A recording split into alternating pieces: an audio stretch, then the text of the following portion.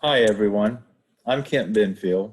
I chose the article with the catchy title, Reflection on One's Own Teaching Style and Learning Strategy Can Affect the CTE Classroom.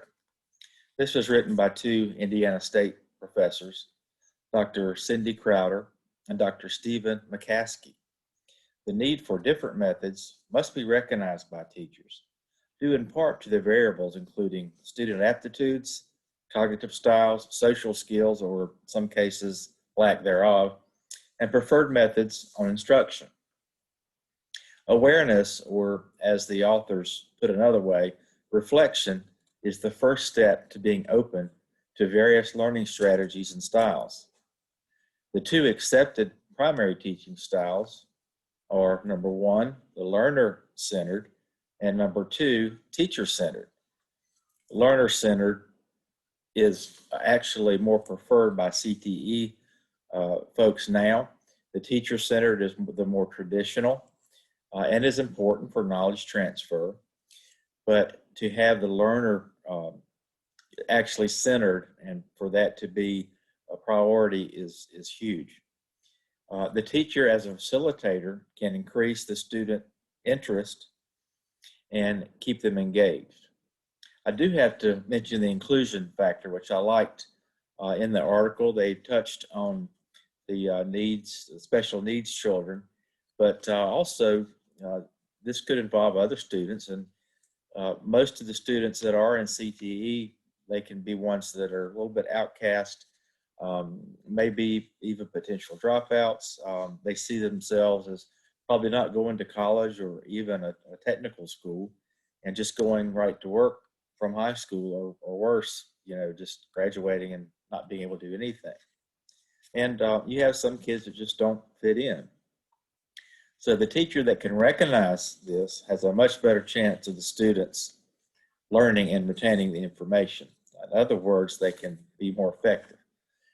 The first strategy I will mention is the learning how to learn concept. I believe this has to be communicated early to ensure buy-in. I know that's a catchphrase. I don't use it a lot, but in this case, it applies. This can build trust between the students and the teacher and among other students as a whole and the teacher as well. The framework, while still under the direction of the teacher, can be tailored to student inputs. That is a good segue into the second strategy called instrumented learning. I'm not a big fan of that word, instrumented, but basically what that means is that each student is part of the assessment and they monitor their progress. So they're responsible for that to report to not only the teacher, but just to kind of keep accountability for themselves.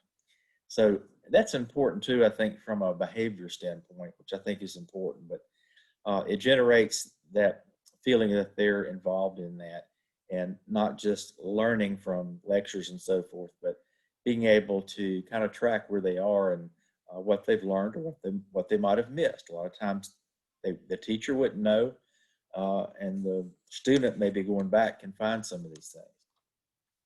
This reflective process, if done correctly, it has multiple parts too for the teacher, to see how the student values, how the student evaluates themselves, the individual student, and as a blend of just the overall emphasis and the inner workings of a classroom setting.